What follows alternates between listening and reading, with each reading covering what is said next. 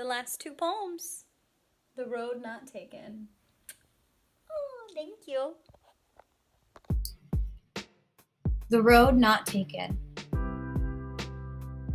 Two roads diverged in a yellow wood, and sorry I could not travel both and be one traveler. Long I stood and looked down one as far as I could to where it bent in the undergrowth.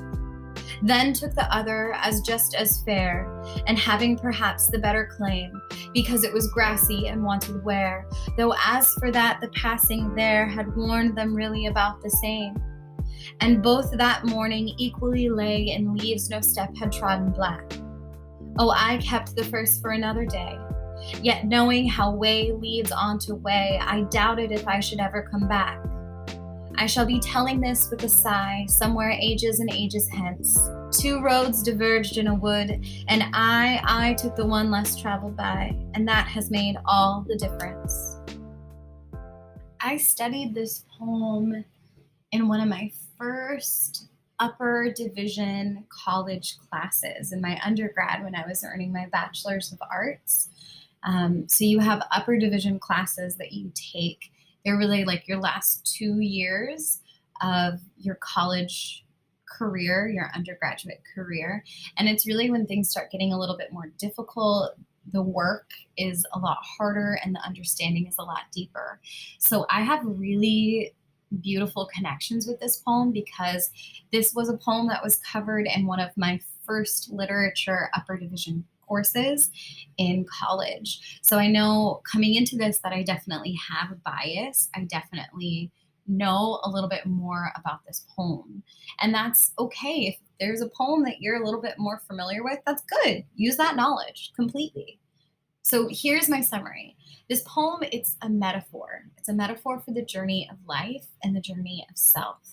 Now, the speaker of the poem, they're presented with a fork in the road and they're unsure of which one to take because they know that each decision that they make, whether they choose to go left or right at that fork in the road, it's going to lead to a different outcome. And that doesn't necessarily mean that one is better than the other. It just means that it's different.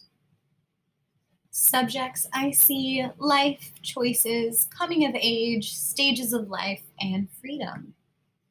So this poem is really interesting to walk you through because there is something that didn't make sense to me at first, but the longer I looked at this and once I started looking at the parts I liked, it started to make sense, which is why I have this highlighted in a blue color and yet the text color is purple.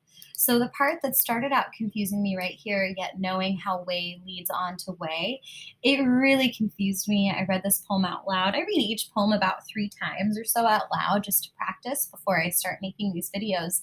And I didn't really get it until I got to this point.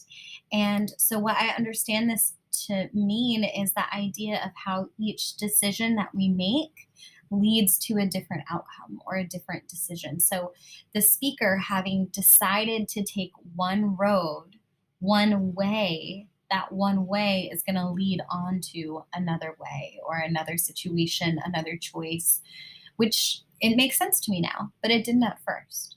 This is the other part up here that I really liked.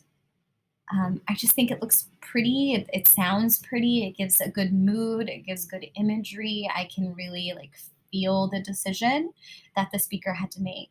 And then the last part right here, I love. I feel like I've recited this part in my life over and over again. You know how we all have those songs or those sayings that we just kind of repeat sometimes? This is one of them. This, and there's a couple Emily Dickinson things and a couple Poe things, but definitely this part from Robert Frost. It's really stuck with me throughout my life. So anyway, I'm excited to see what you had to say about The Road Not Taken.